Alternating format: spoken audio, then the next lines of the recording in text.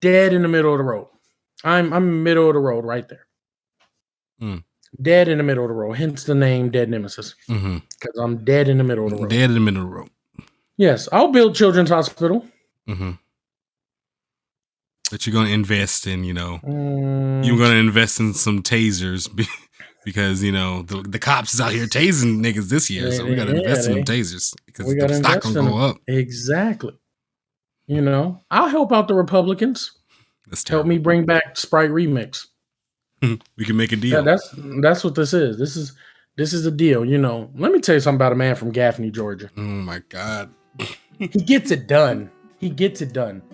You want the kindness of Democrats with that ruthlessness slang, with the ruthlessness of Republicans. Yeah. Democrats are playing by the rules too much. Well, I want middle of the road. I will hug your kid, but later on next week, I'm gonna shoot you in the fucking face.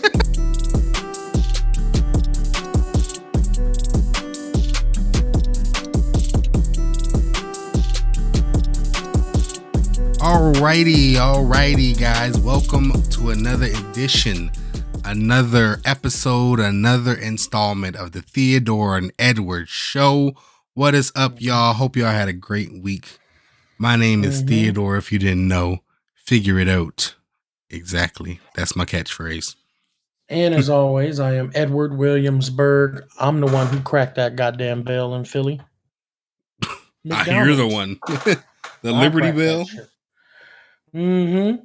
Because it was it was supposed to be the freedom of the black man, and we cracked the bell with a ham hock. Exactly. All right. Exactly. I mean, when you think about it, what do y'all think niggas were doing? What do y'all think slaves were doing while Paul Revere was running around snitching on the Reds? It was what was the thing, Ted? The British 1 are if by coming. land, 2 if by sea, 3 if they got niggas and they coming after me. Oh my God. Niggas was gone. They was gone. They were gone. I can tell you that. Yeah, exactly. But welcome, y'all. Thank y'all for tuning in. Thank y'all for being here. We're live on Twitch. We're live on In Your Ears. Just know that we're here. We're like the soulful syrup on a Pearl Milling Company's syrup bottle, Yeah. It's so crazy. It's Butter Rich. That's the brand we got too. Butter Rich. Shit's bomb. That's a bomb ass brand now. Think about it. We didn't, just to jump right into the racism, we didn't ask. We knew Aunt Jemima came from race. We knew it. Obviously, we knew it. But as black people, we accepted Aunt Jemima and we wanted to turn it into our own. Because the N-word, let's face it, let's get real. The N-word was created by white people. We took it and we was like, let's just make it our own. So Aunt Jemima, we liked Aunt Jemima, we liked her, but I get it. But at the same time, we liked Aunt Jemima, and seeing Pearl Milling Company on the syrup bottle puts a sour taste of racism in my mouth. If I'm gonna be quite frank.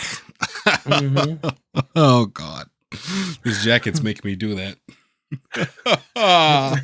It's giving me a lot of Charlie Sheen vibes. Yes, give me the Charlie Sheen. I feel like a 40-year-old, person, a man who lives like in a house with a library in it, A lot of tweed. But you don't read not one of them books. I don't read not one of them. I point at them. There's my library over there. The greatest collection of books you've ever seen. You've ever seen audiobooks. Hey. Yeah. But thank y'all for joining us. Thank y'all for tuning in. We got a little jam-packed show for y'all. We're going to start with what we've been looking at, what we've been listening to. We're going to get into some of the stories of the week, the big stories of the week, because I got a big story of the week that I had to write down. I needed details because it plays out like a fucking saga. So we're going to go ahead and jump right into it. But what's been going on with you, Edward? What you been looking at? What you been listening to? What episode of You are you on? You know what I'm saying? I haven't started You yet. Oh my God. Penn Badgley is waiting on your view so the check can clear. I gotta get ready for that one. But You gotta do some prep work. I gotta knock all the other shit out the way. You know, when you got like something big coming up, but you got all this other stuff, and you see how small those things mattered. Yeah. So now you're just knocking them all out the way. So I'm knocking all the anime out the way. I finished that. See, R.I.P. to Rengoku. Fuck them niggas. See what I do it the opposite. I knew that Succession was on the way, and I'm watching The Wire. But all of a sudden, Succession comes. I'm like, oh, I'm not watching nothing else but Succession. Yeah. So it's terrible for me. I'm going through it. I want to also apologize for the raspiness in my voice.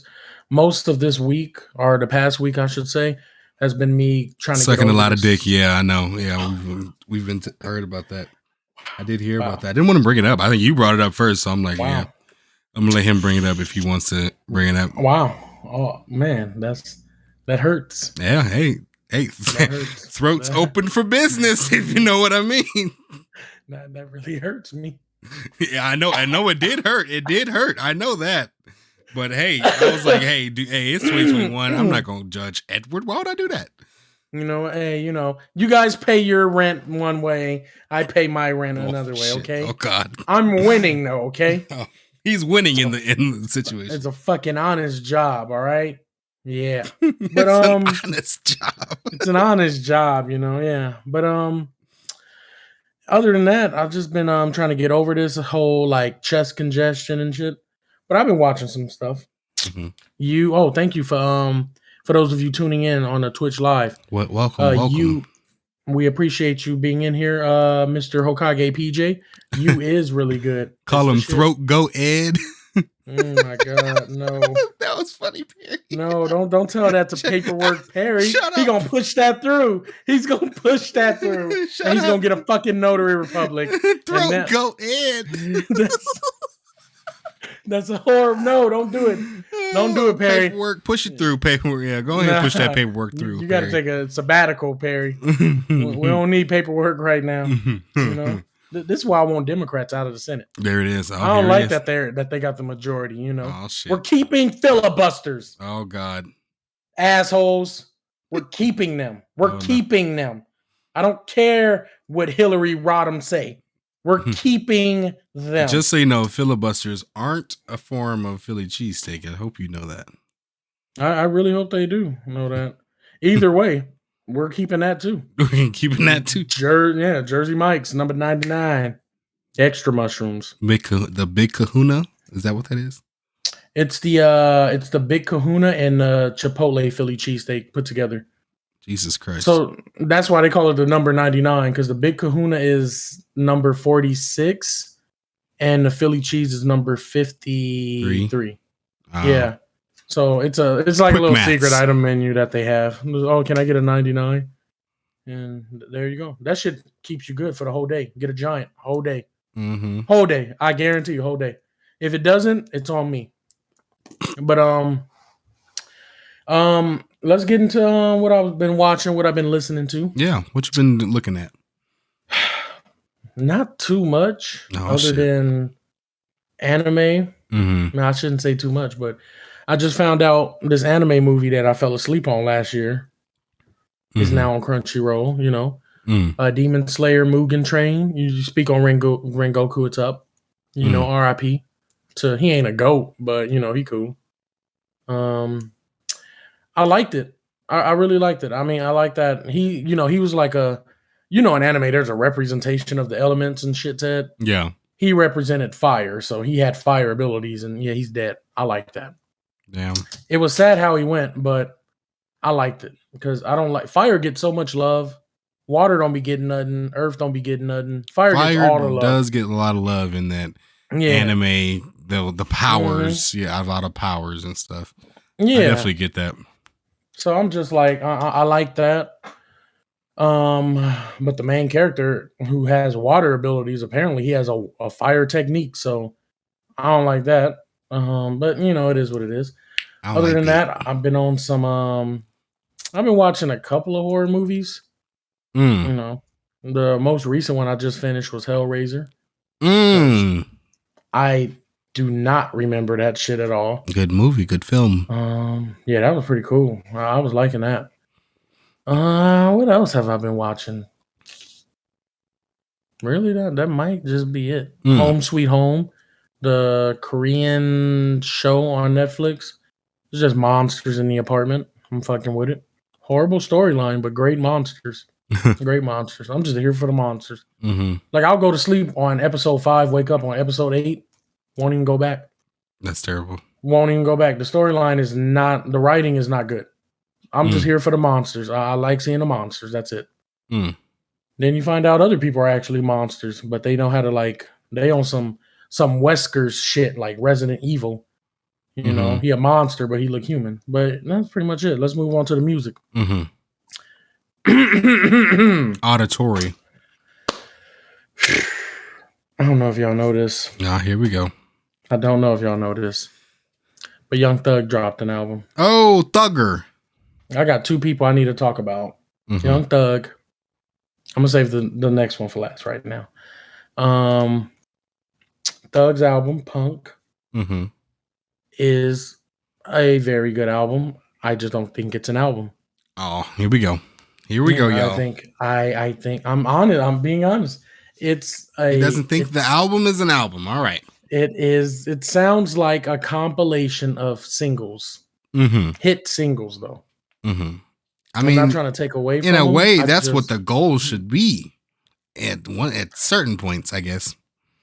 Yeah, I guess, but like you feel like it's more like a almost not a greatest hits, but it's like just pieced together, kind of like a greatest hits album or a compilation album. Yeah, like when I listen to telling the story or like giving you a certain like vibe that other albums that tell stories do. Like, here's a perfect example. Drake's Care Package. A bunch of Lucy's put together and given to us. That's a good example. I'm not doubting any of it because I love that shit, you know. Yeah. It's not an album either.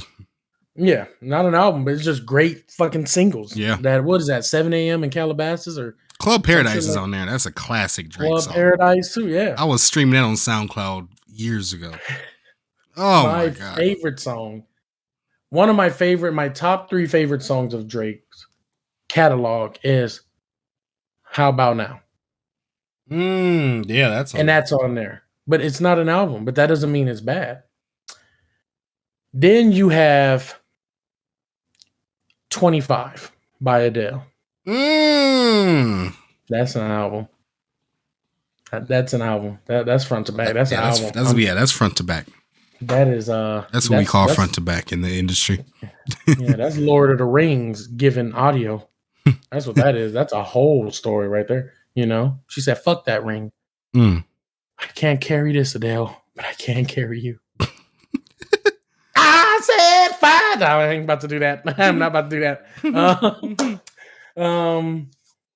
Yeah. So that's just my take on it. I think it's real good.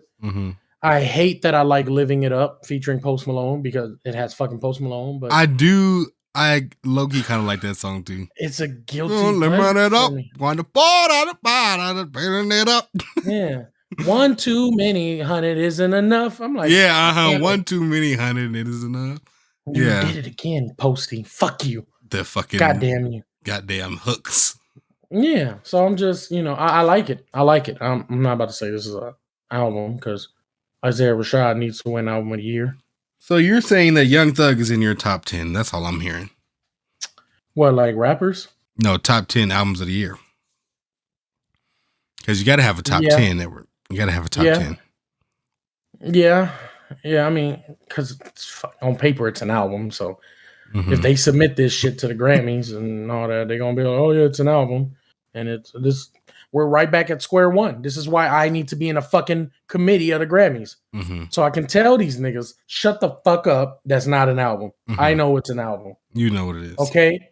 So if we can take Thugger out and put in a one Casey Musgraves, thank you. Okay. Everyone's good.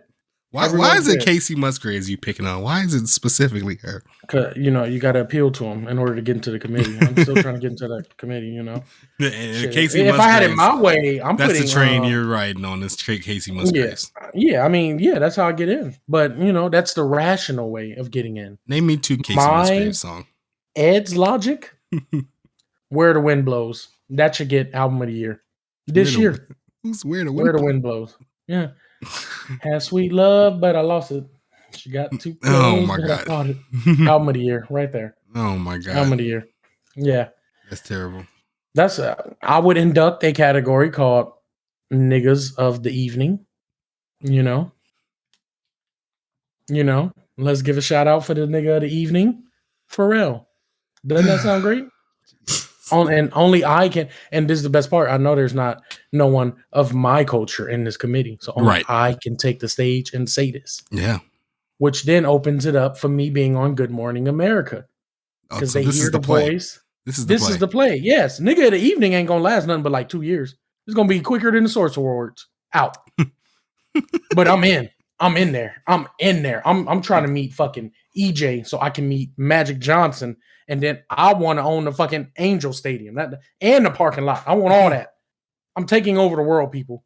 I'm taking over the world. This is your play to take over the world. And this is the fucking end all be all right here. And I'm doing this all. The Grammys. We go to the Good Morning America. Then we get on Good Morning America. Then we got to find EJ specifically after we get on EJ specifically. EJ Johnson, and then I'm bringing him on Good Morning America because we're going to talk about how you are the baddest gay nigga out here with the drip. Exactly. And he gonna be all like, thank you. Someone gets it. So I'll be like, bro, it's you or Saucy, and Saucy giving me raccoon by the eyes right now. So it's gonna be you, my nigga. It's you. And bam, there's MJ. Yes. And so then we're gonna get EJ to get to MJ, which is his father, Magic Johnson. Exactly. And then what's the play after we get into the room with Magic Johnson? Shit, I'm gonna talk about how he got that parking lot space acquired at the Dodger Stadium. Oh my God. And then he got the stadium. And then he had some problems with what was that nigga name? Who was he's like the GM for the Lakers. He used to be Kobe's agent. Pelinka. Yeah. So we're gonna talk about him. But I need to acquire the Angel Stadium. I hear y'all got a rat problem over there. I can take care of that. Then after that, me and Pelinka link up. I'm like, we got to solve this, Pelinka link up. Yeah, Pelinka link up. We got to do all this, Oh my God. Help me help you. I'll be the assistant to Pelinka. Then I meet Jeannie Buss. If she married, okay, business. If she not married, my business is going to be giving her the business and then getting some of that business. I mean, this is the play. And then I retire from Good Morning America because I'm still working at Good Morning. I'm still working at You're doing this. This is a lot of hours you're putting in. I'm telling you. Yeah. You got to be up at Good Morning America at 3 a.m. EJ ain't going to be the only nigga I'm bringing on. Nah, I'm bringing on a lot of people. I want J.K. Rowling on there. We got to talk about my nigga. What's the name? What's his name? Lil Dicky. I have one question to have. I have one question for her. Where were you when one David Bird said, I got a long bottom bitch called a hoe Neville, and I blew up from the jump Derrick Rose knees? I need D Rose there too. I need to know. This is like a groundbreaking interview. This is yes, and all of this is just for one fundamental reason. Mm-hmm. People that have been on the side of bad and good have been fucking this place up. Good Morning America? No. Just people who have power. Some are on the side of, I guess you would call good. Because, they do like donations and charities and they build shit to help people. Then there's the people that's on the side of bad. And they're like, I'm just trying to get my pockets fat and the people around me. Mm-hmm. I'm here to tell y'all right now, I'm on neither side. Mm. I'm dead in the middle of the road. I'm middle of the road right there. Mm. Dead in the middle of the road. Hence the name Dead Nemesis. Because I'm dead in the middle of the road. Dead in the middle of the road. Yes, I'll build Children's Hospital. Mm-hmm. That you're going to invest in, you're going to invest in some tasers. because the cops is out here tasing niggas this year, so we got to invest in them tasers because the stock gonna go up. Exactly. I'll help out the Republicans. That's terrible. Help me bring back Sprite Remix. We can make a deal. That's what this is. This is a deal. Let me tell you something about a man from Gaffney, Georgia. Oh my God. He gets it done. He gets it done. You want the kindness of Democrats with that ruthlessness slang, with the ruthlessness of Republicans. Yeah. Democrats are playing by the rules too much. Well, I want middle of the road. I will hug your kid, but later on next week, I'm gonna shoot you in the fucking face if you don't give me my goddamn enchiladas. You piece of garbage. I'm telling y'all. Give me the power I need. Give me the power I beg of you, and I can save. I can save us with minimal to no casualties. Minimal to no casualties. Minimal. But yeah, so this turned into what we streaming, but my segment, I'm gonna call that who we ruling. Yeah, so. Exactly. Or Ed's play. Yeah, this is your play. Yeah, this is Ed's play right here. He's Mike Shanahan. He's the play caller. Hell no. You ain't never seen the quarterback sneak like this. Oh my God. Yeah. And then once I get into it, you get in too. Everybody get in. I gotta link up with Harbaugh. I gotta talk to Mike Tomlin. I gotta talk to fucking what's his name? Ryan Lockhurst and Michael Phelps. I'm gonna be like, so is it something in the water? Yeah. Or is it just y'all? Oh, it's y'all? Oh, okay, cool. I just want to know. I thought it was something in the water, like y'all aerating the water. I just found out Germany and Canada, they aerating chocolate, and they fucked my mind up with that. So I'm thinking y'all probably put some air in the water, and that's what's making your ass go so fast. Yeah, that's what it is? Yeah, like is that no motors? You poo shiesty in the water? That's what you're telling me? Or is it just you? All right, cool. Poo shiesty in the water. Yeah, that's it. Oh my God. It's terrible. Shit. My second thing is that was the first thing. That was the first thing. We went into a deep tangent, but I'm gonna make this real quick. My second thing is Chris Brown. I just listened to this R&B compilation that Apple Music had. Mm-hmm. This nigga is featured with almost everybody nowadays. Like there's people that I didn't even know existed, and this man has a feature. Mm-hmm. He was on someone likely, Kiana Leedy. He was on some shit with what's her name? Her. You wanna know? Yeah, her. Hey, get that Victoria Monet. He was on all this shit. Like it's just a bunch of songs, and I'm like, I didn't know Russ. I didn't know he was like working like this. This man is just everywhere in R&B. Chris Brown got a lot of fucking hits, and once you kind of, if you think about it, he's been out for so long, but he's been very, very relevant in every year that he's been out. Yeah, he's been very relevant. So the man got a lot of hits, and he's a great performer. So this guy he's there. He's there. He's there. Honestly, he ain't got to do nothing else because I know. If you make what is that? If you get 2% royalties from every song that you're featured on, or every song that's actually yours and the label wants the rest. So if you get 2% for every song and you make 100 songs and they all hit, and I know he got 100 hits, is that a 200% check? Like, can you stop? Like, I mean, like, I'm not asking him to stop, but like, if does that math make sense to you? Can you like stop working? I mean, yeah, it depends on how your royalties are set up. But yeah, it just depends on if those royalties you're able to live off of, you know? I mean, I was just looking at Lil Nas X's Spotify numbers. He got what's the song? Call Me By Your Name is already has 1 billion streams. And the other one, Industry Baby, has 500 million streams. Them songs came out a couple months ago. Yeah. And he still ain't spent the Old Town Road check. He ain't even spent the Panini check yet. He ain't even spent the Panini check. So like, goddamn. This nigga he's just rolling in dough. Yeah. Okay. Well, I like your plan, Edward. I like that you have a plan in place. I do it all for Sprite Remix and good enchiladas. I'm telling y'all. That's all he does it for. That's only God he serves. Well, is what, Ole. what I've been listening to and looking at this week has been a couple things, but I'm gonna start with the listening to because there's nothing really too new I've been listening to. Actually, I'm gonna shout out an artist. Shout out Cleo Soul. She is an art. I don't know where she's from, but she has 2 albums out. One of my sister's friend Thomas told me about her, and I've been kind of listening to her this whole weekend. She's a kind of a neo soul artist, but the unique thing about her music is none of her music seems like it's made in like with an MPC. It's all acoustic, if that makes sense. So it's like a bass guitar, a drummer, like a drummer, and then there's horns and shit, So it sounds really like high quality and very nice. And yeah, her music composition is crazy, but she has a nice soul, nice voice. I mean, but yeah, shout out Cleo Soul. It was really, really beautiful music. So I'm gonna listen to both of her albums, but I'm just hyped because I got some great news today, and I just want to tell the world about this great news that I saw today. You pregnant? Not yet. Chloe Bailey ain't hit me back yet.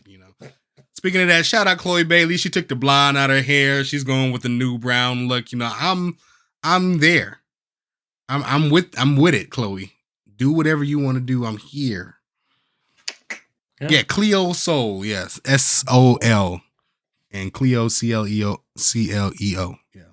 But what I'm excited about, especially in the music, is ASAP Rocky's debut mixtape is coming on streaming, and I'm really excited for that because it'll just introduce these new kids into what made rock. Let me tell y'all something right now.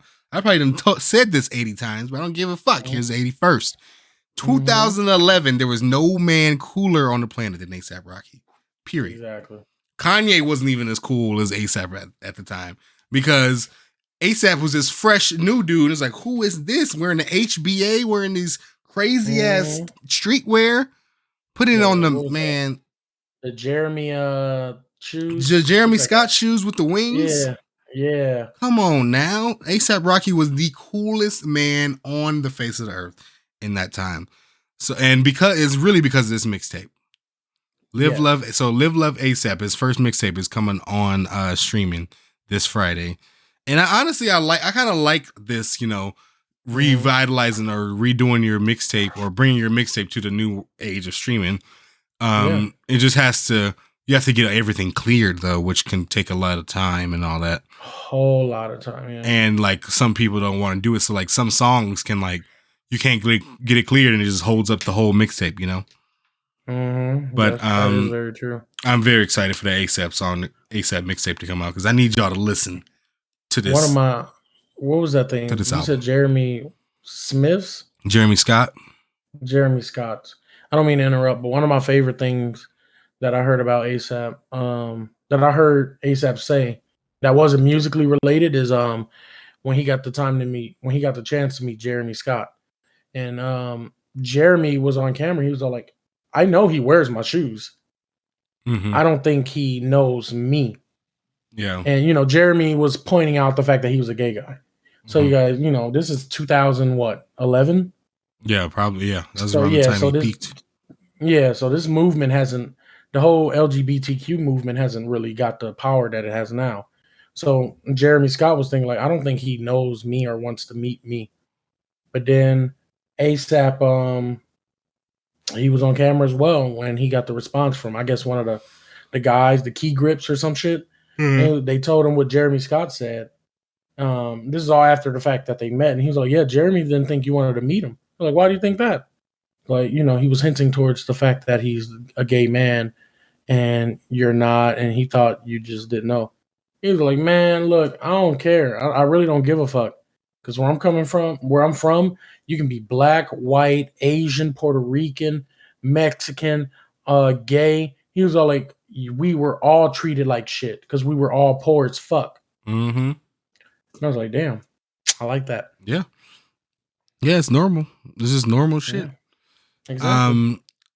But yeah, Perry asked, didn't he own his music because he made his music? Yes and no. Mostly no, though, because it depends on what kind of situation you got with your label and say you used, a fucking Journey song. I don't know why Journey came in my head, but Journey song in your hip hop song, you got to talk to Journey, be like, hey, can I use this? And they're going to say, okay, yeah, give me 10%. And then you say, oh, damn, can you go down to 8? No, you give me 11 then. So, yeah, it depends on a lot of things, and there's a lot of business behind it. That's why delays happen a lot. But yeah, speaking of delays, that's a part of my rant. But anyways. So yeah, shout out to Perry for that question. Yeah, thank you for that question. If you use someone beat though, you can't make money off of it. That's why mixtapes are a thing. That's why my mixtapes was a thing and SoundCloud. Because it's just that you were getting your name out, really. Or you could do like Ariana, I'm a fucking genius Grande with 7 rings and give them all the money and just use it for promotion. Yeah, use the clout. Yeah. You take the clout. I mean, she gave her, what did you say? Gave him the 90%. Yeah, they gave him 90% of the bag. So she got a little bit of money, but she took the clout, and it was a great trade-off. I can tell you that. But let's move on. But what I've been watching and stuff, still on my horror movie thing. I'm still watching the horror. I've been watching a lot more classics, like Hellraiser 2. I watched this week. A Nightmare on Elm Street 3, which was great. I loved both of those movies, all 3 of those movies. I think I just really like the 80s. I mean, I already love the 80s just because of the music, but just the soundtrack and the movies of the 80s, I just love that time era. I love the A Nightmare on Elm Street soundtrack and the sounds they use when something scary happens. It's like, it's not corny. I mean, people think it was corny now, but it's just, I don't know. I thought it was just cool. I think it's just cool because it was cool back then. Now it's corny, but they invented what was now considered corny. They invented it, And that's what makes it cool. A lot of these, speaking on horror genre specifically, a lot of these franchises and a lot of these new horror types are only around because of what was done in the 80s. Oh, yeah. Like, look at Friday the 13th, Nightmare on Elm Street, Candyman, Halloween. Yeah. Scream, all of these things. You can't have like a slasher film without referencing any of those films, period. But yeah, I've been watching that. It's been good. I love those movies. And yeah, I just love the 80s. I don't know. I love that time period. But one movie I have been wanting to talk about, and PJ already mentioned it in the chat, is Dune. I just watched Dune this weekend, and if you don't know what Dune is, it's basically just it was a book in the 80s. They made a movie about it also in 1984, which is a cult classic, but they wanted to redo it because the book is so expansive and so crazy that they needed like a big budget movie to kind of tell the story, right? But so yeah, I watched Dune and it was fucking great. I love that fucking movie. I like the way it introduces you to this world of what's of whatever is going on in this world. But it's a great sci-fi movie. I like since the world building is so good in this movie because it's treated like a part 1, if that makes sense. So when the first thing you see on the screen, it says like, Dune, but it says part 1 because this movie, because the source material is so vast and there's so much lore and shit, kind of like Game of Thrones. You can't do Game of Thrones in a fucking movie. Jesus Christ. Don't even get me started. But, yeah, so it's like a part 1. So it's like an introduction and getting you used to the lore, the different things that's going on in the world, and the world building in it in the movie is just done really great. I think his name is Denis Villeneuve, the director. He fucking did a great job with that movie.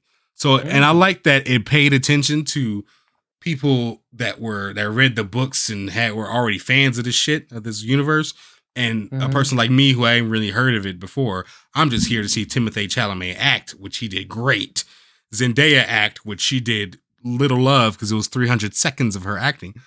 And, it's just a big budget movie, so I want to see it. Jason Momoa with a sword. Okay, I'm in, So, So I watched it, and I like almost fell in love with like the world and the world building and the story of it all. So yeah, it was really fucking good. It was really quick question. Was Jason Momoa like a good fighter? He was, even though he spoiler alert, he died, but he was fucking shit up. How was he a good fighter though? There's no water around. Oh my god. There's like, so what did he do with the sword? He didn't. Jesus Christ. You already just told me palm trees took his main resource. Just because the man is Aquaman on another shit. So what he should have been doing is chopping down fucking foliage in the goddamn city. This man had nowhere to swim. If real quick, if Aquaman is in, like, let's say he is in Kansas City, Missouri, can he just go and water come up? This is a for real question. I mean, shit, they got swamps out there. No, like he can't. Like he's in Arizona. Fuck it, let's go deep. No, he is in Egypt. He's in the Sahara Desert. Damn. There is no fucking water. Can that man just go? And can water come out his hand? No. Oh my god. All right. He doesn't have water manipulation abilities. He's a coastal elite, it sounds like. That he's the Coast Guard's poster boy. Yeah, he stays on the coast. He's on the coast, yeah. You bring your ass over here to this murky shit, to this wet shit, fucking you up. Isn't there a Family Guy skit like that? Like, like, hey. I'm gonna loiter, and he's at the shore. You better not. Nah, I think I'm gonna throw this Bazooka Joe rapper over here on the street. Yeah, you bring that 300 yards closer, and that's it for you, buddy. Like, nah, you bring that 300 yards closer.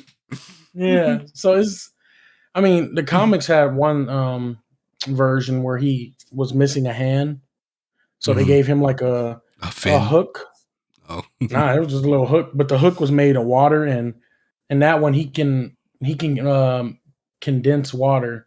He can increase the density of the water to be stronger than steel. So it's like, oh, now I got a weapon. I can turn into a hook, or I can get some more water and make a spear or some shit. But speaking of that, too, that reminded me of Dune too, because in Dune you see the like Zendaya, she has that them suits on with the little thing in her nose and it goes like to her ear or something like that. The suits were kind of cool. They like turn your sweat into drinkable water. Because you're gonna be sweating out here in this crazy ass desert, and it turns that sweat and it like uses your suit to turn it into water or something like that. And it was something else that the suit can do too. It's like air conditioned or something like that. But it's crazy. Yeah, that movie was real good. Timothée Chalamet. The man just don't have a rhyming name. That's not why he's good. You know what I'm saying? And the man don't, just because he spells his name with a HEE at the end with a little shit, don't make him, that's not the reason he's good. That nigga can act. Okay. That kid can act. I don't know how old he is, but he can really act. And I'm here for it. I'm here. I love Dune. So yeah, watch Dune, please. It's on HBO Max. Watch that shite. Streaming until November 21st. Till November 21st. Yes, but yeah, that's what I've been looking at, what I've been doing, and I know a lot of people is hype for some movies coming out, which is why I want to talk real quick about something. It might, hopefully it's not quick. Well, hopefully it's quick. Let's get to the bulk of it. But I gotta just talk about something real quick because this story has been enthralling my mind for the whole week. Alec Baldwin. Alec Baldwin this week has been involved in a pickle, in a literal pickle, and it's kind of crazy.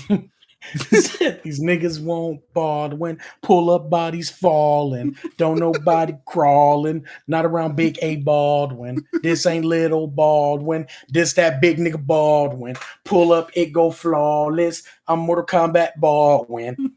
Mortal Kombat Baldwin. He flawless with the victories. Oh my god. So Call me the icebox, flawless with the victories. Hey, where my chain at? Give me some bitches all around me.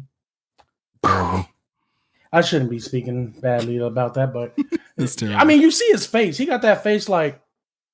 That's actually a great impression of his face. Just kind of tighten everything up. Yeah. But yeah, it's just a crazy story. So if you didn't know, actor and white man Alec Baldwin was on the set of I think the movie was gonna be called Rust, and it's basically like a Western movie. So obviously it involves guns. Now, what happened? Well, first of all, let's just do it how the story came out. The story came out that Alec Baldwin shot the director and the cinematographer of the movie, and the cinematographer died. Okay, I thought at first I thought he shot them and was like, bow bow. This was on purpose, right? So then it comes out that it's an accident too. I'm like, okay, I guess, but damn, Alec Baldwin just basically killed somebody. Yeah, but all these details are starting to come out. It was a prop gun that discharged. Yeah, it was a prop gun that discharged. But basically, then that made me think, okay, so is there bullets in these prop guns on sets? Thank you. That's what I'm like, what do you mean a prop gun that discharged? Yeah. It's a prop gun. But so I kept reading, kept thinking about it, kept looking at it. And apparently, blanks, they can have shrapnel come out of the gun. I don't know what exactly. I don't know. I still don't know if the gun that he used to for what happened, I don't know if it had a bullet in it or if it was a gun with a blank, but there was something in it. It was loaded. What is a blank? So a blank is like basically it does everything that the gun that makes the sound, smoke comes out, but it just no projectile comes out. Gotcha. But it makes the sound like it was, So there's something like in there. There's something in there, yeah, and shrapnel can come from it. Because sometimes using blanks isn't as, I mean, it's safer obviously than using a real bullet, but it's still pretty dangerous. Yeah. So they used the prop gun. The story said that he was at the camera and trying to figure out where his hand line was. So when he would shoot the gun, the camera has to be kind of lined up to it, and he was kind of rehearsing that part, and ends up, I guess he actually shot it. But what's kind of crazy is the assistant director is the one kind of getting all of this, all the backlash from it, because the assistant director handed Alec Baldwin the gun and called cold gun, meaning so he handed the gun, said cold gun. What that basically means is there's nothing inside the gun. It's a prop gun. It's fake. There's nothing in there. So we're all good, Yeah. So he told Alec Baldwin that this was like a regular, toy gun basically. And it ended up wasn't. So cinematographer, Halyna Hutchins and, another director, Joel Souza, he was shot, but he's still alive. But Halyna unfortunately died. She had a fucking wife. She had a fucking husband and a kid too. That's crazy. She's just going to work. She's just going to work on set with Alec Baldwin. You don't think the lady about to die? Damn. Man. Ugh. But so it keeps coming out. So it keeps reading the story. You keep reading the story. More details coming out. Apparently, the assistant director's name was Dave Halls, who handled the gun, and also in 2019 he was fired off of a set for the same damn reason, because a prop gun discharged and it injured another actor, and he got fired from the set. Well, I thought it was gonna be like some bullshit, like he got fired because he showed up late. No, yeah, he got fired because the exact same incident happened on another set, which is just crazy, man. Oh my god. I mean, it's there's this, I don't know if they're spinning it to make it seem like it's this dude's fault, but everything is coming out that everybody had the same story. All the witnesses had the same story, that yes, the guy handed in the gun and said it was a cold gun. It was something that was, supposed to be empty basically. And he was just using it in rehearsal, and then it kind of went off. It's very it's just tragic. I don't know. Jesus Christ. That is very much so. It looks like they're just gonna go with the assistant director as the scapegoat. I know, yeah. I mean, Yeah. because when I first heard it, I'm like, Alec Baldwin is shooting people. What is That's what I thought going too. on? I thought Haley, he, call your uncle, bang bang. Tell Justin to give me your phone. Let me FaceTime my uncle, Alec Baldwin. That's a crazy. Justin Bieber, hand me my phone. Let me FaceTime my uncle, Alec Baldwin. That's crazy. She says it just like that too. But yeah, it's just crazy. I don't know, man. That's just a tragic story you just don't really want to hear, especially on a film set.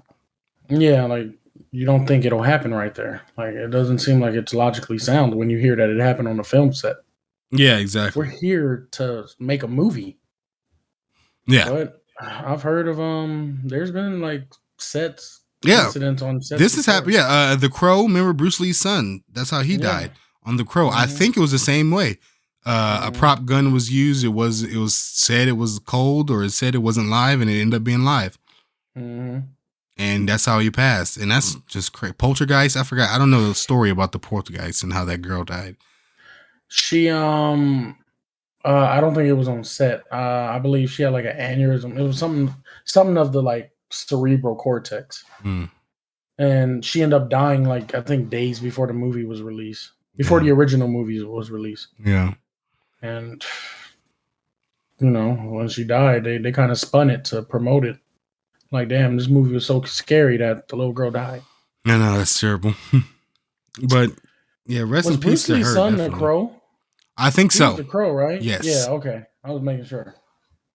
That's crazy. Yeah, that's crazy. But yeah, definitely rest in peace to her. And my condolences go out to her family and stuff. Because, yeah, like I said, she was just in New Mexico shooting a movie, And she was just going to the set, going home. And, like, what had some shit like this happen. So, yeah, I feel for them. Yeah. But, yeah, just be careful, y'all. Be careful when everything you do. Just be mindful. Sometimes if you got to double check, hey, sometimes you got to double check. Speaking of people getting fired, did you hear about the woman? I believe she's trans woman. So I believe it was a guy that is now a woman. Yeah. And how she got fired from Netflix for organizing the walkout to protest Dave Chappelle's newest stand-up on Netflix, The Closer. I didn't know she got fired. Yeah, they fired her, but I started digging into that. I wish I can remember her name, but terrible. Yeah, I didn't even get to write down her name, but let's talk about it. So she got fired, and the headlines was protest organizer is fired from Netflix. Right. That's all. When I dive deeper and when you look deeper into like what happened, she was sending metrics about Netflix shows, and that is a very clear violation of your contract. Yeah, Netflix does not release. Well, I think that's annoying. That Netflix they are hella tight-lipped on that. Yeah, very tight-lipped on that. Yeah, like you can't even call them on like Squid Game is the biggest Netflix show ever. You can't really call them on it. And they can just tell you. Yeah, exactly. They can just say it like, oh yeah, they're going to be. But yeah, that is a big breach of contract, I guess. Yeah. But amongst all of this, she's going to get the scapegoat, I guess, of she got fired because she did the organization for the protest. Then turns out she was only one of the organizers. There was multiple ones. She didn't rally everybody and have them protest. But once I saw the headline, I just wanted to look into it, and I'm like, wow, I didn't think what's his name, Ted Sarandos. Ted Sarandos. Yeah, I didn't think he had fired someone for that because he has he normally, I mean, he has, but Netflix has shows where it's like trans people on it. Yeah, definitely. And I'm just like, let me see what's going on. Yeah, I don't know. Ted Sarandos, I don't know. He has been taking a hard stance. I guess he's been backing up Dave Chappelle. But I kind of like what's been developing lately. I think it came out today that Dave Chappelle accepted the invitation to speak with a lot of trans leaders and transgender people. And I think that's the only way to go, really, is just to have a conversation. You don't. I mean, you can film it. I would watch it if y'all film it, but y'all should just have a conversation. That's all. Like 80% of this shit can be solved with. Just communicate. Did you see the closer? No, I still haven't seen it. I haven't seen it yet. He's the one that invited them. Mm-hmm. At the very end, he talked about a friend of his, and I'm not trying to take up too much time on it, but basically, it was a good friend of his who was a transgender man. Yeah. And, he didn't know her when she was a guy. He knew her when she was a woman doing stand-up. She got shunned by the LGBTQ community. And because of that, she walked up to the top of her apartment building and jumped off somewhere in San Francisco. Mm-hmm. So, at the very end of the closer, it's like he tells them, he said, I'm not going to do any more trans or LGBTQ jokes anymore until we can have a sit down and a proper discussion, because the people I had a problem with, it was never from the community. It was white people and how they can flip flop when they're in that community. So it was a great way. I'm paraphrasing, of course, but it was a great way of how he ended it. Yeah. And he was saying, I want to have a sit down with you guys, but please stop beating up on my people. Yeah. And I didn't know if he was referring to comedians or black people or both. But I am glad to hear that there is going to be a conversation. Yeah, there needs to be a conversation because I don't think that Dave Chappelle is coming at him with malicious intent or anything like that, No. I don't even think he's coming at him with like deep hate. So if you're not coming at him with that, I think it's just a misunderstanding at the end of the day then. Or I don't know. Or just you have to show someone, I don't know, make someone understand your ways, if that makes sense. I don't know.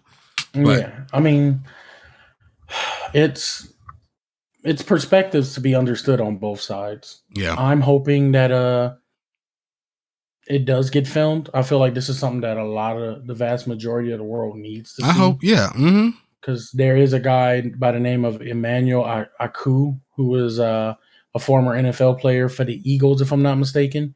Mm-hmm. Isn't it Acho? Acho, there we go. Mm-hmm. I was saying Aku, my fault. He has a show that's called Uncomfortable Conversations with a Black Man. Mm-hmm. That is one of the only ads I've ever seen on Instagram that I actually clicked on to finish watching. And he would talk to there's a city in California, I think it was like Redlands, got some shit like that. And their police force is all white. Mm-hmm. And they've had some racial injustice questions out there. So he brought the entire force in, and he had conversations with each and every one of them about their experience with Black people. And it has garnered him some vast notoriety to where he was on Good Morning America, if I'm not mistaken. And a couple of other talk shows that I don't really know of. But just seeing someone have that conversation is like, you start to understand it if you don't already. Like he talked to the one of the sheriffs of the city. And he was like, growing up, I'm not ashamed to admit it. My dad, he's what you would call a bigot. There was a pre-designated thought on African Americans. Yeah. Especially in the area that we're in the area I grew up in, it costs money to get in. It costs money to maintain that.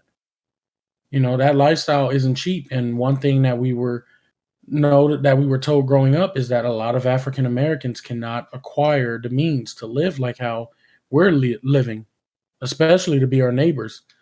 And if they are acquiring those means, then it's probably from an illegitimate business that they have going. Yeah. And just to hear him say that, like he wasn't looking at Emmanuel like, yeah, fuck you, nigga, I don't like you. It was just like he's explaining to him, this is just how I was brought up. Yeah. I didn't know this shit. I was 12. I'm learning. I'm a sponge. I'm learning from my parents. Yeah.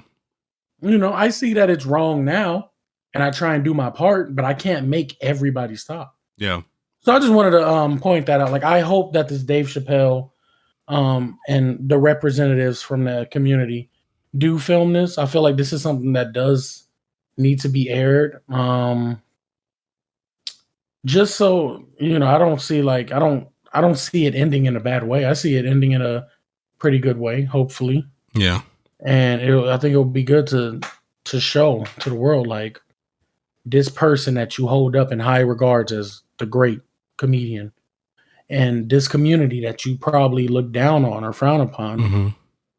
They're both of these worlds are having a sit down conversation. Yeah, and they're both being adults about everything, Yeah. about all the situations and talking about it. So if you can do it, if they can do it, why can't you? Mm-hmm. Also, on the opposite side of that coin, I don't think NBA players should be spokesmen for vaccines. So that's a hypocritical issue that I got, because you know, Dave Chappelle, you got a platform, you know, use it. LGBTQ, you got a platform, use it. LeBron, Ben Simmons, Steph, fucking Bradley Beal, Kyrie, all you niggas, Kyrie. I don't care. No, you guys shouldn't be. No. Why? No, you shouldn't be advocating for vaccine. 96% of the NBA is vaccinated. Mm-hmm. I don't know. Y'all ain't got to be spoken. Yeah, that's it. I don't know, like Kyrie. I mean, I don't know. Kyrie, you probably referencing the Kyrie situation, which is crazy to me. I don't know, because I just think, first of all, Kyrie is a character in referencing a half. That, but I'm also referencing the situation earlier this year with LeBron post-vax, pre-vax. Oh, yeah. When he said, you know, I think that's a matter in a discussion that's best discussed privately with my family. Mm-hmm. And I'll leave it at that. He said something along those lines. So it was that, this shit with Kyrie, and also this weird rule. Like, Kyrie is in New York, right? Mm-hmm. So you got to be vaccinated to play. That's what's putting this whole thing underway. Yeah.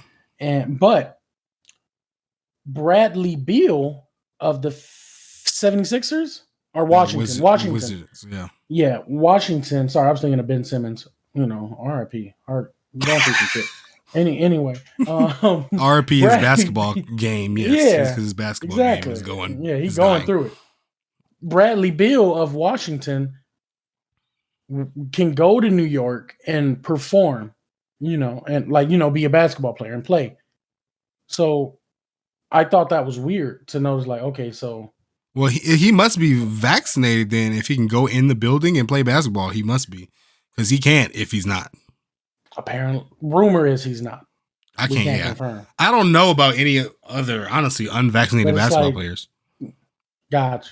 But I'm just wondering, like, so do these rules that the city mandates, is it only affecting the people who, like, work there? Like, I work at the Barclays? Yeah. Or the Brooklyn, that stadium. Oh, so you're saying, like, if like people like away teams, are they? Yeah. Do they have to go on the road and they can, like, just come in the area that you can't play at unless you're vaccinated? Is that because they're from a different state that doesn't care? Or exactly. I think you still have to follow the rules if you're in that area. But it's the fact that Kyrie is working in that area. That means that 41 games out of the 82 are going to be in that building.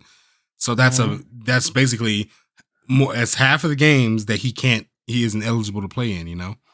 Mm-hmm. And they even told him, they said, we're not going to have no part-time players. So if you're either in it or you're not in it at all. And I think he's getting paid half his salary. He's getting paid the other half he's, you know, forfeiting, I guess, from not being whatever. $17 million down the drain, I guess. He can do that. That's, you know, he got it like that. But he's still getting paid the extra $17 million. He's supposed to make $35 million this year. I mean, god damn. Get it how you live, kid. Get it how you live. But Andrew Wiggins was the other one that was unvaccinated, and he had a holdout a couple months ago, but he got his ass vaccinated. Because that nigga said, how much? Shit. Just go ahead and put that bullshit in me. I'm going, let's go. Because he said 15 million. Oh, let me go ahead and go get this thing. I mean, shit. Yeah. I think myself do. I'm sorry. Please excuse me, everybody. I'm so sorry. I'll probably end up doing it. Yeah, shit. Easy. I'll probably end up doing it. Yeah. It's just a, you know, it's a thing. It's a whole nother situation in this goddamn world we live in. Yeah. Another thing to get mad at. Exactly. Now let's hit up some quick hot topics. Uh-oh. I already brought up the Ben Simmons one, RIP. So we ain't really So, gotta go into that one. I ain't RIP never seen an entire game. franchise and the employees come at your ass like. That's crazy. He signed the contract last year, and he's like, "Nah, I don't want it. I don't want to play for y'all." What? Okay, you gonna sit your ass out, and we might barely even pay your ass, bitch ass nigga. Yeah, and what I'm noticing is, shout out to Andrew Schultz because he brought this to light. Isn't it counterproductive to like talk shit on your player? Doesn't that lower the price? Yeah, but that nigga talk shit. He was talking shit to me. So I'm like, that's true. Man. But it's like, don't you want to get rid of him? Yeah. At a good price? No, yeah, it's a thing. Or is it just to the point where it's all like, this nigga can just be off on a bench? I don't care. Daryl Morey, he's a general manager, and yeah, because they do that to players all the time. Oh, it's always the second person in a fight that gets caught, Oh, he said something about you, you got to be a professional and just walk away, So when the owners do it, it's kind of like, well, when you've been preaching this all year, what the fuck? But yeah, they shouldn't have said nothing bad about him. Let Ben Simmons talk all the shit you want. I got 170 million of your dollars in my bank account. Talking shit all you want, I'm gonna just count your money and me not giving it to you. He said he said that this can go on for 4 years, bro. We got you locked. Yeah. So what you want to do? He said, I'm not trading you unless I get a difference maker. Quote. That's a quote from that man. Yeah. So I need somebody Ben Simmons adjacent. I ain't about to trade Ben Simmons for just some Cameron Payne and a first round pick. Fuck all y'all. Give me Devin Booker and DeAndre Ayton, okay? And DeAndre. So what? I'm honestly agreeing with the first time in sports. I agree with the owner. Goddamn, because I'm gonna count all your money for you. You ain't gonna get none of it. You better get your ass on this court, bruh. I don't give a fuck. I don't get another thing. I don't get why he's mad. I don't get it. Yeah.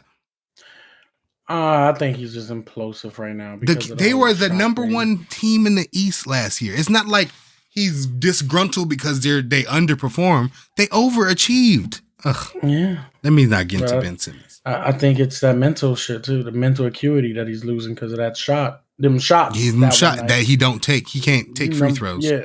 Yeah. And it's just like, y'all number one team, but he had months to get over it. Shit. I mean, shit, that's a hard thing to get over though. Like I guess. Like everyone knows you're the goofball right now. Yeah. Like, bruh, you ain't making none of that. But he didn't. But no one put him in this position but him. So. That's why I say he's implosive. I'm calling him Benjamin Simmons from now on because Ben Simmons play ball. Benjamin Simmons over here crying about, I want to go to another team, and he's showing up to practice with his phone in his pocket and shit. Man, don't let me be an owner and Benjamin Simmons gonna run through my door. I'll bring if he come to training camp, I'm bringing every dollar on the damn, like in Breaking Bad, on the damn wood plank, and I'm lining it up in front of the court. Yep. And I'm like, look, this is all your money right here. I accounted for you. I counted for you right now. So either you bring your ass over here and let's get this work and let's go to work, or buy, or like I gotta find a trade for you. Mm-hmm. But until then, I'm not paying you $1 until you get back on the court. And that's on me. You're not getting traded. I'm about to donate. I'm donating every game. Your game check. I'm about to donate it to fucking what? Children's Hospital. Sure. Yeah, let's do it. They fighting a lot better than you. They fighting a lot better than your bitch ass. Yeah, right now. Oh my God, I couldn't deal with him. Y'all can't. This is why I can't be the owners. This is why. I can. And plus, I would bankrupt the team because I give everybody all the money. I just thought about it too. Football to me is 4 words. It's first and last names. That's what football is to me. So football to me is Calvin Johnson, it's Dalvin Cook, it's Richard Sherman, it's Tom Brady. I don't give a fuck about what the New England Patriots. I don't give a fuck. It's all about the players. All right, the players are what football is to me. I was drinking when I thought of that, and I was like, Yes, that's exactly what football is to me, or sports honestly is to me. It's first and last names. So it's funny you bring that up. There's a diehard Patriots fan at my job. I'm not about to say any names, but this person is a hella diehard fan, and I'm gonna tell you why. To this day? Till this day. God damn. There's a coworker who is a Bucks fan. Like he's been a Bucks fan before. Mike Tampa Evans Bay Bucks, or okay, yeah, Tampa Bay Buccaneers. So when Tom Brady was still with the Patriots, this Bucks fan would mess with said employee. Like, yeah, he's coming over here though. We gonna get him because right now there's discussions about is Tom Brady just another gear in the machine that is Bill Belichick, and apparently there's some scuffles between them, and there was. Bill saying we got rings, and Tom for the first time said, "No, nigga, I got rings. Exactly. Y'all got a staff and a warehouse for me to showcase them." Like he was just, chastising the employee. Yeah. Then it actually happened, and he actually chose to go to the Bucks. Then he called Gronk, who was on retirement for like a year. Yeah. And he was like, "We're going to the Bucks." Exactly. Then he called Mike Evans, and then he called Antonio Brown, and is Winston still over there, Jameis? No, he's in New Orleans now. Yeah, that's what it was. He called everybody but Jameis, and he says, "We're winning a Super Bowl." Then he called Jameis, and he said, "You don't know how bad you fucked up." Damn. Booyah, and hung up. Damn. When news hit, that Patriots fan heard their day, their week, I imagine, was fucked up. Yeah. Crying on the job. Like, not even hiding it. Crying like, no, I'm not. Like, crying. I'm done. Yeah. I told you for years. I can't help these passengers. I'm done right now. Your bags is just going to stay in Oslo, Norway. Because I'm fucking done. I'm done. Right now. Yeah, like I told you the years. Once Tom and Robert Gronkowski was out, why do I need to stay here to be the New England Patriots fan? I mean, I like Mac Jones right now. He's a good quarterback. Great rookie quarterback. I like Kendrick Bourne. They got good players. All right. But I don't know. I think it's because we grew up in LA, I think it's because since I grew up in LA, I didn't have that a hometown team, although the LA Lakers, obviously, but that's a whole other story about me. I didn't like the Lakers when I grew up anyway. So I didn't really have a team. I don't know. I just liked sports. And I just like seeing great athletes perform. Yeah. But right now my team is the Arizona Cardinals, which is always I love Kyler Murray, his little feet. So feet be out there. Be out there running. Like Dash from The Incredibles. Yes, exactly. Little feet. Yeah, his feet be looking like that. Well, if you watch him move his feet. I automatically imagine that scene where Dash thought he was about to, when he was running out of land. Oh, yeah. He saw water. And he was like, "Oh, shit." And he's just like, "Oh." But then he noticed he's running on water. And he's like, "Oh, this is hello game changer." Yeah. He took the fuck off. He took off. The moment you did that shit, I was like, "Oh, fuck. He doesn't have the Dash effect." Yeah. Dash. Yeah, I love the Arizona Cardinals. I mean, because I lived in Arizona for years, but yeah, what else you got on the hot topics list real quick for the kids? Hot topics list. For the kids, this is exclusively for the kids. Y'all want some stars? Well, here's two of them. You got Chris Redfield and Jill Valentine coming to Fortnite. If y'all don't know that reference about stars and them two names I just gave you guys, fuck you. You guys don't know Resident Evil. No. Stars is basically special tactics and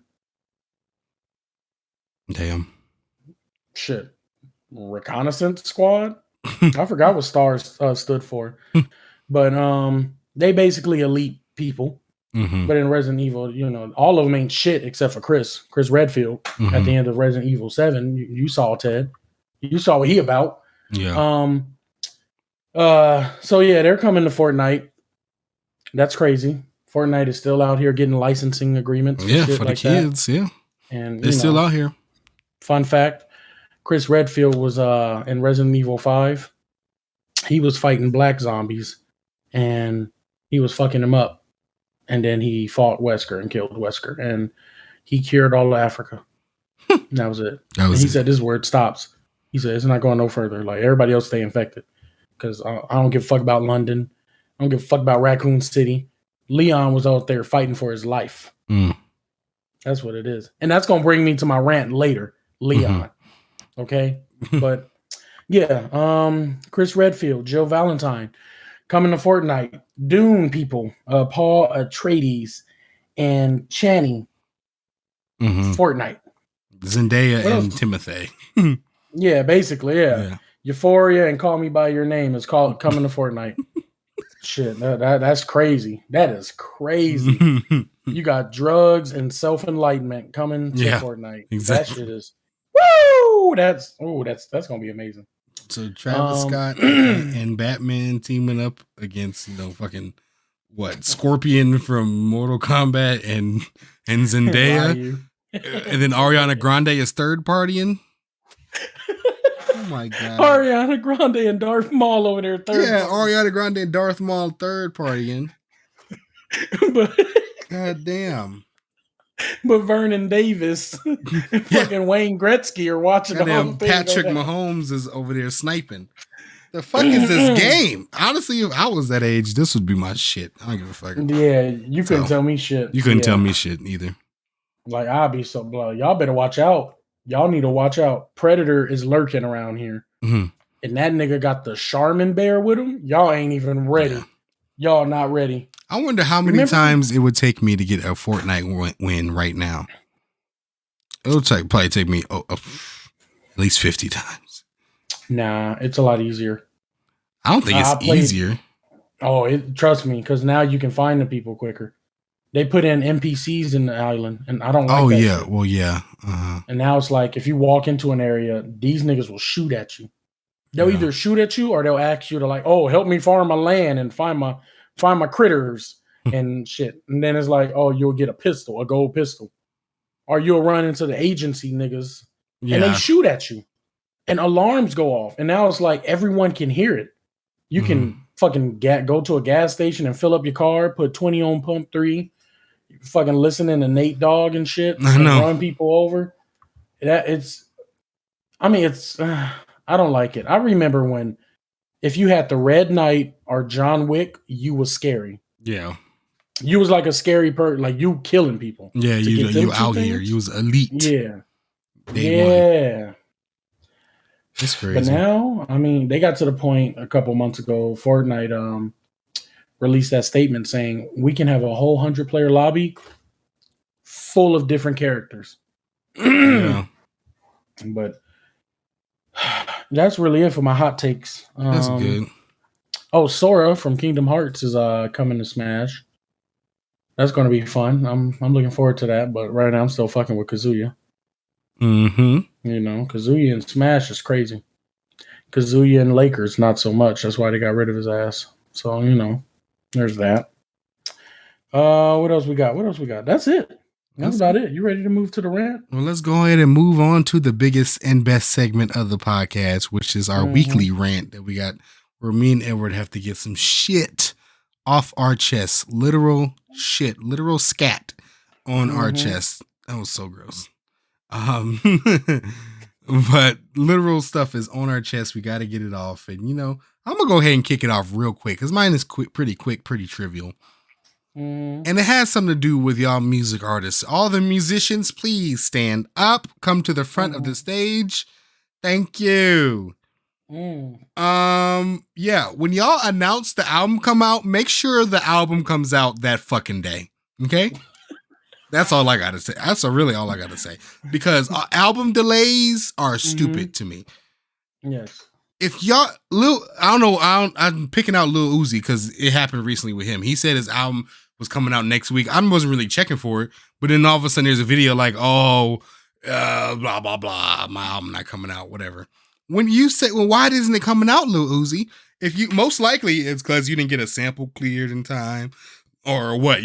Drake is like, oh, I want to be on the album, but he come on super late. And then all of a sudden it's always the niggas, like Young Thug's album didn't come out on time. It came out hours after because I think he had somebody drop a verse off or something like that. Can y'all do this on the scheduled time? Can y'all figure it out on a better time? And then don't announce the date. Album coming out January. You only got half the songs cleared. You waiting on the other half to get cleared, but you already announced the date. And then when the date comes by, you still got 4 songs need to be cleared. Now you got to push the album back. Just wait till everything is clear and then let's devise a fucking plan. Because I'm tired of this album delay shit. I don't like that shit. I don't like it. It's just gotten to a point now where they can disrespect the fans like that. I feel like it is. Yeah, thank you, Kanye. Exactly. Or actually, that's another. It's not Kanye anymore. It's Ye. We got to talk. It's Ye. He's official. He changed his name to Ye. But that man, I blame him, especially for this modern era of just not giving a fuck. Because honestly, it adds hype to the album. You know, it's been delayed, being pushed back. Astroworld was delayed so many times, but it was actually worth it. That's one out of every 5 albums that's actually worth it. Exactly. It's never really actually worth the delays. Because I feel like Thug probably pushed his shit back because Travis called and said, "Hey, I got a good Squid Game bar. You got to put that in." And then I know Drake said something very recent that happened. Yeah. And I was just like, these bars. I think that's why the album got delayed, because Drake and Travis Scott have to do their verses. Yeah. Like y'all doing your verse the day before the album come out? Oh man. I feel like that's kind of exciting though. If I was like Lil Young Thug's team and I'm the guy trying to get this, shit done, all of a sudden I got the album, kind of done. It's going looking right, and all of a sudden I get a call like, "Oh, Drake and Travis vocals are coming in," or something like that. And I got to figure out how to put them on there because they ass is getting on the album, Yeah. That seems exciting. I mean, I think it's a good, there's some pros and cons to it, because pro is, you waiting for two heavy hitters to come through real quick. Yeah. Con is, if they not coming with that hit, then you just delayed your album. You can get blamed because, they ain't going to blame Thug. They're going to blame someone around him. Same way with the Alec Baldwin thing. They blaming the assistant director. I'm like, shit, Alec need to take some blame. He still shot it. Like, shit, that's crazy.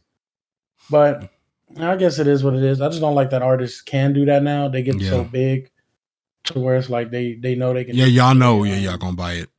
Yeah, because you already know they about to listen to it. Same thing with like Drake.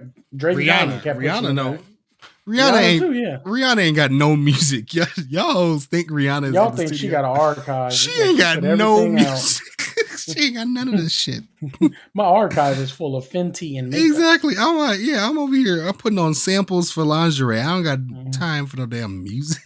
Yeah. And y'all hoes want me to go on a tour? What is this? What the fuck? Y'all want this so bad. You know what I feel like it is? Before I get into my rant. First of all, shout out to Rihanna and Kim K doing that Fenty Skims collab. That shit about to. Oh no, it's Fendi. No, that's Fendi. Fendi. Oh, yeah, never mind. Yeah, she's doing big Fendi shit. Oh, Fendi Skims. Yeah, so that's. Yeah, the same guy who's the creative director of Dior. He's also the creative director of Fendi. I think he's like the men's creative director. I don't know, but Kim Jones is his name.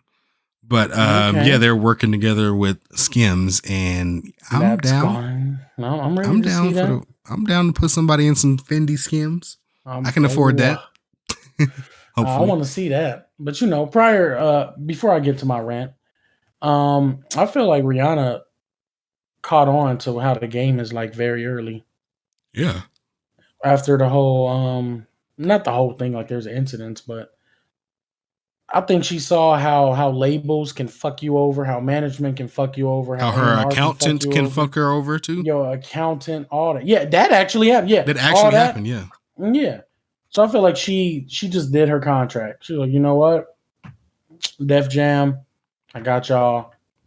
Bam, here you go. I don't know what her contract stipulated, but she did her shit. She got her albums out, and she was like, yeah, I'm moving over to lingerie and makeup. So, and plus, if I'm Rihanna, I just want to sign a distribution deal. I don't want no, I just want to be pretty much independent, because I'm gonna recoup all this money.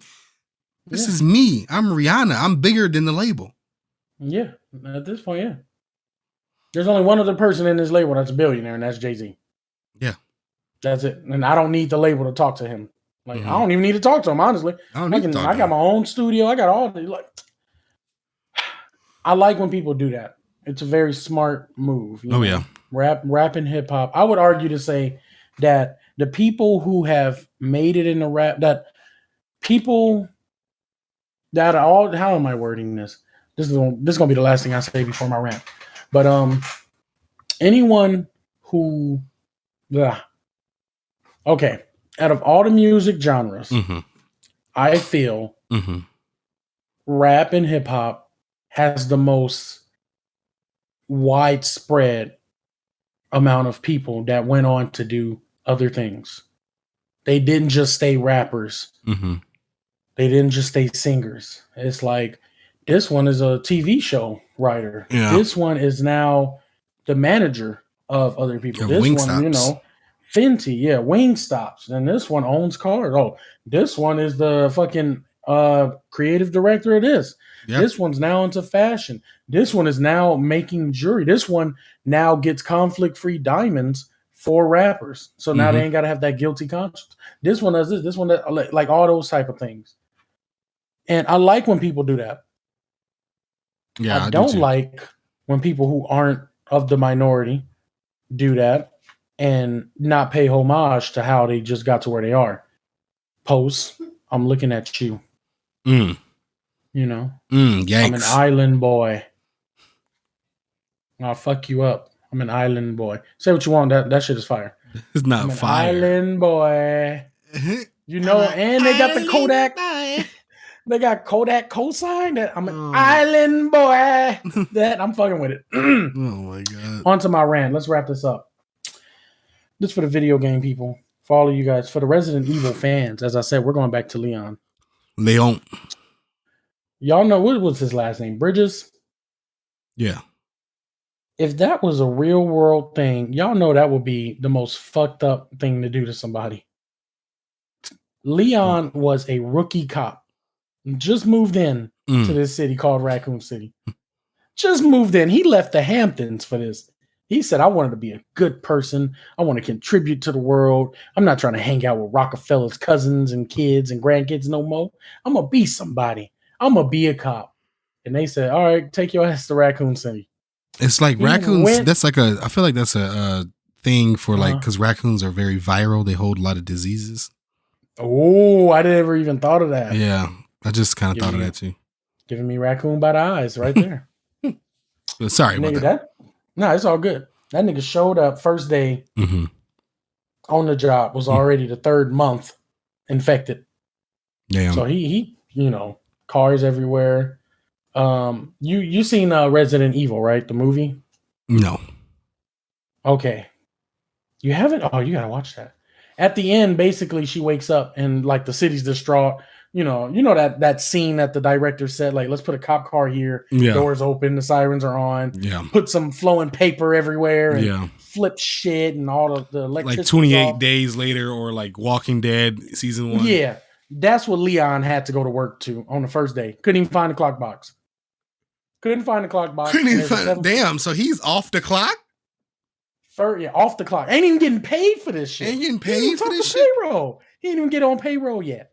The corporations are like that too. All this shit will happen, and then we get it back to normal. He the one that got it back to normal, and he looking for his overtime hours, and he like, oh, they're like, oh, I don't see you clocked in. You ain't clocked in. You wasn't clocked in. And he trying to get his workman's comp because he's injured. Yeah, it wasn't on my time. It wasn't on my clock. I'm on y'all time. I could have went back home, but I said, let me stick around. Oh, why do, speaking of that quick rant, mini rant, in the middle of Edward's rant, why do people do that? Like, oh, get your feet off my floors when they like cleaning the mall floor, you know? Oh, these my floors or something like that. Or you know, you wasn't on my clock, like stuff like that. I don't know. I don't like when people take ownership at jobs of like their own shit. It kind of annoys me. So anyway, you know sorry. What it is? Nah, that's it's a psychological way to get a person to really go above and beyond. Yeah. I think it's like on some slave shit, the slave mentality. These are my roofs. Don't put your stuff on my roofs. Yeah, exactly. Or don't be stepping on my floors and shit. Like, take pride in it, because if a worker takes pride in what they do, they'll do their work a lot more better. Yeah. But you not getting paid no extra. Exactly. That's what I be saying that shit at work sometimes. Not that, but that's like, if people are like, oh yeah, you should do this, that, and I'm like, no, I'm not doing that. I don't make profit climbing their hill. I'm here to do what I'm supposed to do. Okay. I'm not get off of my airport tarmac. Shit. Let me get a check. Before let me. It say Tom Bradley on the shit, so it's obviously not mine. And you just want to have ownership of something to feel like what you're doing is like a great payout. And then you see your check, and then you see that IRS, and then took out 30%. Yeah. And they was like, yeah, get your hands off my dollars. And I'm over here like, and you were worried about me on your mall floors. Mm-hmm. This is why Leon is trash to me. He didn't even clock in. Then he went to HR after it was all said and done. They're like, yeah, well, you ain't clocked in, bro. He was like, yeah, there was this 7'2" nigga in a trench coat following me the entire time I was here. I didn't have time to clock in. Well, you do have a 5-minute grace period, so you could have definitely made it by then. But yeah, unfortunately, it is 8:06, and I don't know what I can do for you at this moment. Yeah, so it's like we can't even FedEx you a check, bro. You can't even FedEx the check. That's all. I'm so sorry, and it's crazy. Technically, you never showed up to your first day, so actually, you're fired. Technically, yeah, you're fired. Like, this is fucked up. We ain't got you on record for the first week. We ain't got you on record. You didn't show up. You ain't even show up. No call, no show. We gotta file. Yeah, that's what it is. Leon on camera getting chased by a nigga, but it's still a no call, no show. No call, no show. No call, no show. Ted, you ever played that game? I only played 7. First and last. 7 is the best one. I don't care. 7 is the scariest one. It's the scariest thing I've probably ever done. That shit is the scariest shit. But to its credit, the one with Leon, the entire game, there is a 7'2" guy that's following you the entire game.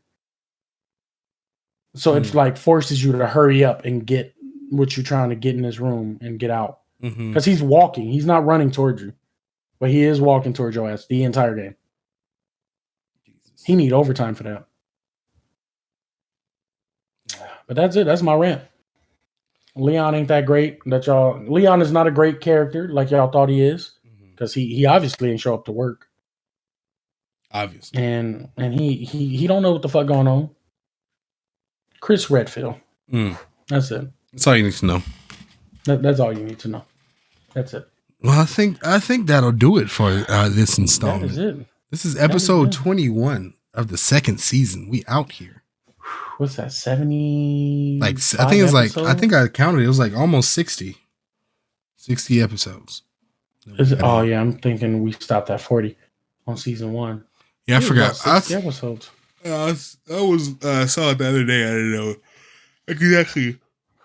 Jesus, I'm yawning. Exactly what we stopped on. But yeah, we still out here. We still doing it. Thank y'all for tuning in. Thank y'all for being you.